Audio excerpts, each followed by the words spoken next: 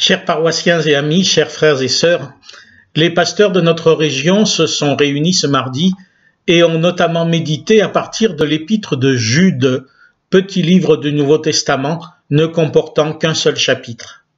Pour aujourd'hui, j'en retiendrai un bout de verset. Il s'est glissé parmi vous certaines personnes dont la condamnation est écrite depuis longtemps, impies qui changent en dérèglement la grâce de notre Dieu.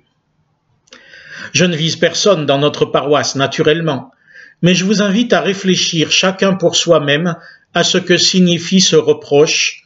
L'apôtre Paul, en effet, écrivait la même chose avec d'autres mots.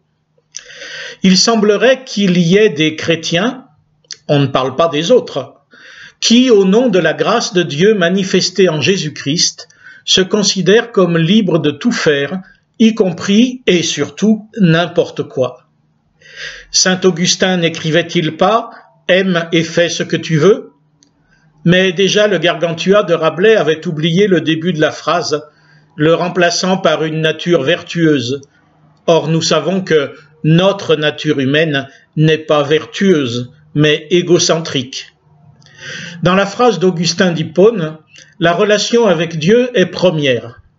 C'est à partir de notre relation à Dieu, en Jésus-Christ qui nous a aimés jusqu'au bout, que nous pouvons être libres, libres de faire le bien, libres de nous conformer à la parole divine. C'est fondé en Jésus-Christ, dans son amour à lui, que nous avons la liberté d'aimer, c'est-à-dire de faire passer l'autre avant nous, au lieu de toujours vouloir nous faire passer nous d'abord.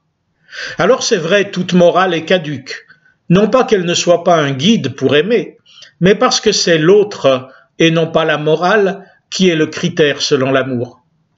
Or nous avons tendance, nature humaine oblige, à nous considérer non pas libres pour aimer, mais libres dans notre propre intérêt de faire ce que nous voulons pour nous et les nôtres. C'est ainsi que certains abandonnent leurs frères et sœurs chrétiens, que d'autres oublient la prière et la Bible, que certains mènent une existence qui ne fait pas honneur à Jésus-Christ, dans la débauche, l'adultère, l'amour de l'argent, la superstition, la violence, la peur des autres et de la mort, etc. Que des païens ou des athées le fassent, c'est leur problème. Dieu est le seul juge. Mais des chrétiens? Et puis, plus communément, chacun de nous vit sa vie sans trop se préoccuper de Dieu, n'est-ce pas?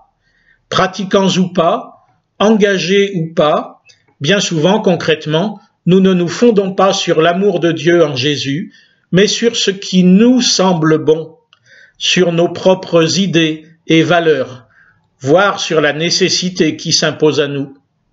Nous restons prisonniers de nous-mêmes, d'aucuns diraient du diable, au nom de la grâce de Dieu, au nom de la liberté acquise en Christ. Quel contre-usage, quelle aberration, quel dommage! Réglons-nous plutôt sur Christ, plutôt que sur nous-mêmes.